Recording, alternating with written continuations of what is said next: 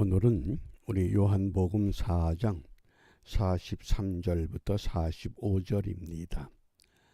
예수님께서 공생의 기간 동안 선지자가 고향에서 인정을 받지 못한다. 이 말씀을 마태복음, 누가복음, 요한복음에서 말씀하셨습니다. 왜 선지자가 고향에서 높임을 받지 못하고 인정을 받지 못하는가? 또 우리가 한편 이 예수님의 가르침을 우리 믿음에 적용하면 내 믿음이 과연 인정받을 만한 믿음인가?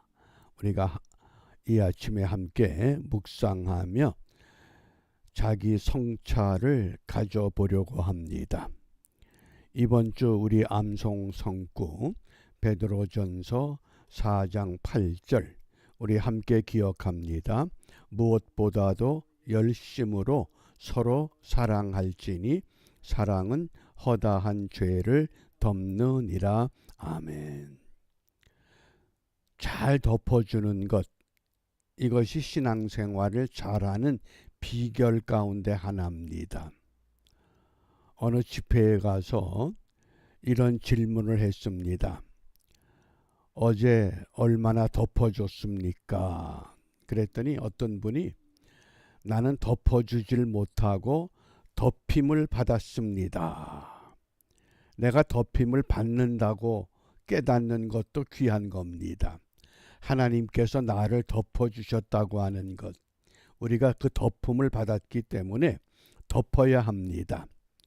이 덮어주는 믿음의 삶, 그것이 곧 사랑의 실천이라고 하는 것 우리가 염두에 두고 오늘 요한복음 4장 44절입니다.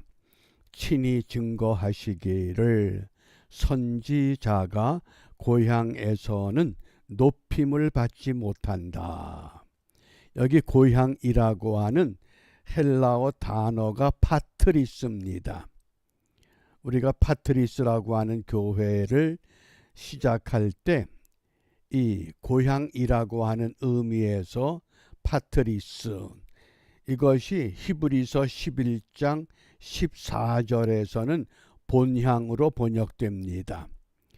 마태복음, 누가복음, 요한복음에서는 고향이라고 번역을 했고 히브리서에서는 본향으로, 내가 본래 가야 할 그곳이 본향이죠. 그러면 왜 선지자가 고향에서 높임을 받지 못한다, 인정을 받지 못한다? 세 가지 이유가 있습니다. 그 첫 번째가 고향에서 인정받지 못하는 이유, 선입견 때문에 그렇습니다. 우리가 선입견이라고 하는 걸 갖고 있습니다.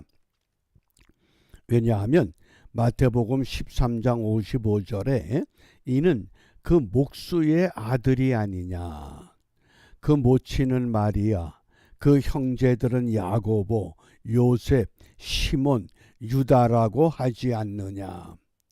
예수님의 가족들에 대해서 너무나 잘 알고 있습니다. 목수의 아들 요셉의 아들이잖아. 그 어머니는 마리아고 그 형제들도 있잖아.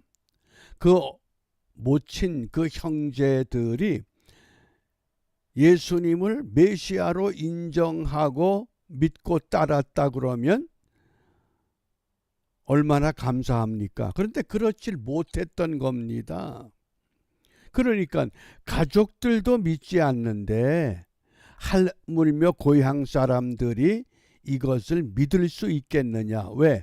선입견이라고 하는 것 때문에 그렇습니다. 아브라함이 하나님의 명령을 듣습니다. 너희 본토 친척 아비집을 떠나라. 이게 뭡니까?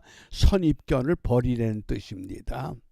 고향 땅을 떠나면, 아비집을 떠나면 그 당시에 어디로 가야 할 목적지도 모르고 떠난다고 하는 것, 이건 굉장히 어려운 일입니다. 그런데 하나님은 네 선입견 그것을 버리면 하나님이 지시하는 곳으로 가면 반드시 하나님의 약속을 이루어낼 수 있다고 말씀합니다. 우리가 신앙생활하면서 우리가 갖고 있는 선입견 없습니까? 어느 누군가에 대해서, 어떤 사람에 대해서, 어떤 교회에 대해서 우리가 이 아침에 그런 선입견 철저하게 벗어버려야 하겠습니다. 그 다음 두 번째가 편견입니다. 우리가 선지자가 고향에서 인정받지 못하는 이유, 마태복음 16장 21절입니다. 예수님께서 주는 그리스도시요 살아계신 하나님의 아들입니다. 이런 고백을 확인하신 후에 이제 예수님께서 분명히 제자들에게 메시아가 이 땅에 오신 목적을 가르치기 시작합니다. 마태복음 16장 21절입니다. 예수 그리스도께서 자기가 예루살렘에 올라가 장로들과 대제사장들과 서기관들에게 많은 고난을 받고 죽임을 당하고 제3일에 살아나야 할 것을 제자들에게 비로소 가르치십니다. 그런데 제자들은 이런 일이 있을 수 없다는 겁니다. 왜? 선생님이 왜 그런 일을 당합니까? 어떤 편견을 가졌기 때문에 그렇습니다. 하나님이 선지자 요나에게 니느웨로 가서 외치라 그럽니다. 그런데 요나가 하나님의 명령을 거역합니다. 왜? 니느웨는 이스라엘 나라의 적국인데 그 적국이 무너지는 건 얼마나 자기 조국과 자기 민족을 위해서 좋은 일입니까? 그게 편견입니다. 특히 우리 한국 사람들은 한국과 일본의 이 관계가 늘 역사적으로 거리낌이 되고 있습니다. 그러나 중요한 것은 오늘 하나님이 우리에게 무엇을 말씀하시는가? 첫째는 선입견을 버려야 한다. 두 번째는 편견을 버려야 한다. 이 잘못된 판단입니다. 그 다음 세 번째가 고정관념입니다. 요한복음 1장 46절에 나다나엘이 가로되 나사렛에서 무슨 선한 것이 날 수 있느냐. 이 나사렛이라고 하는 작은 마을입니다. 가버나움은 그 당시 인구가 대략 1500, 나사렛은 대략 300에서 500, 아주 작은 마을입니다. 그러니까 보잘것없는 그런 작은 마을에서 무슨 선지자가 일어나겠느냐? 예? 왜? 고정관념이 있기 때문에 그렇습니다. 에서와 야곱의 관계를 봐도 그렇습니다. 에서가 어느 날 사냥을 마치고 집에 돌아왔을 때 야곱이 붉은 죽을 쓰고 있습니다. 시장하기 때문에 죽을 달라고 하니까 야곱은 또 거래를 합니다. 형의 장자의 명분을 나에게 넘겨주시오. 서열이 바뀌질 않습니다. 장자는 장자고 차자는 차자입니다. 그러니까 에서가 장자의 명분 경홀히 여겼다. 우습게 생각했다 그 얘기입니다. 말 한마디에 그게 넘어가겠느냐?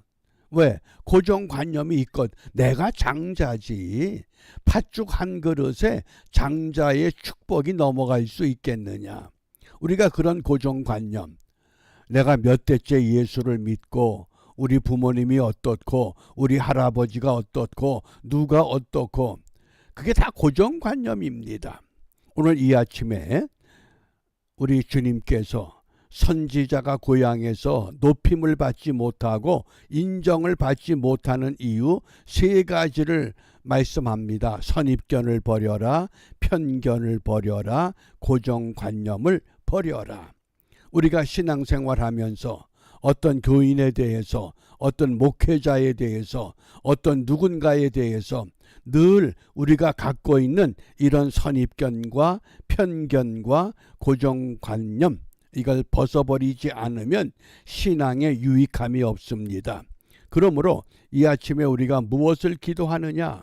히브리서 11장 16절에 저희가 이제는 더 나은 본향을 사모하니 곧 하늘에 있는 것이라. 이 본향, 이것이 파트리스라고 하는 헬라 단어입니다.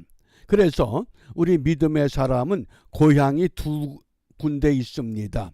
이 땅에 육신의 고향이 있고 저 하나님 나라에 우리가 가야 할 본향이 있습니다.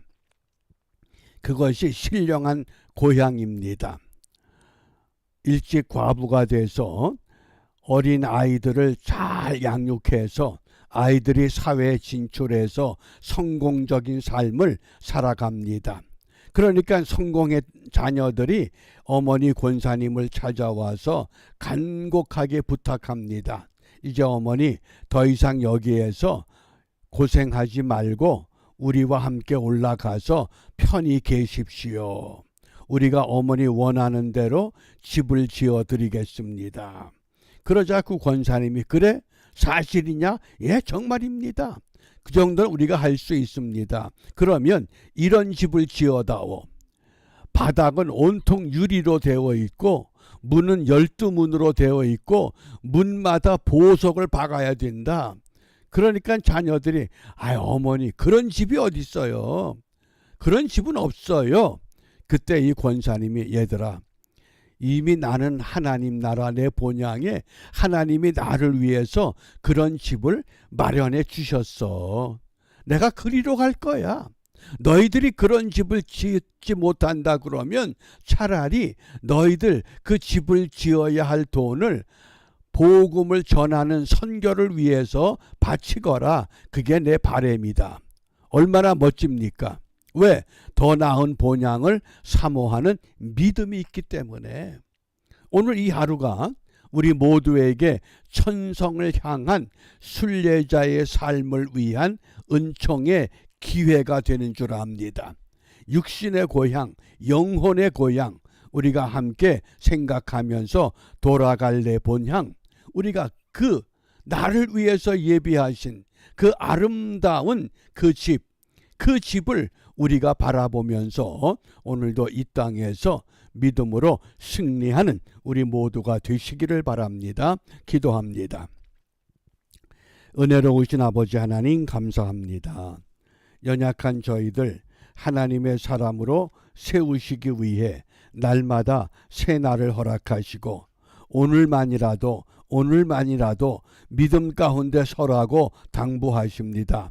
비옵나니 반복되는 어리석은 삶이 아니라 정말 주님께서 원하시고 기뻐하시는 주님이 합당하게 여기시는 온전한 믿음의 삶을 회복하는 은총의 하루가 될 수 있도록 저희들을 붙들어 주셔서 이 땅의 것은 초라할지라도 저 본향의 아름다운 집, 아름다운 고향을 생각하며 오늘도 맡은 자리에서 최선을 다하는 우리 모두가 되도록 인도하여 주시옵소서. 이러한 은혜가 우리의 삶을 통해 온전히 고백되기를 소원하며 주님께서 가르쳐 주신 기도로 함께 기도합니다. 하늘에 계신 우리 아버지의 이름을 거룩하게 하시며 아버지의 나라가 오게 하시며 아버지의 뜻이 하늘에서와 같이 땅에서도 이루어지게 하소서.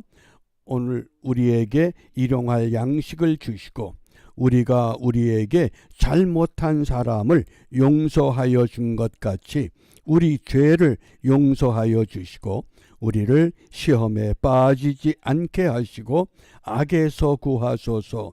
나라와 권능과 영광이 영원히 아버지의 것입니다. 아멘.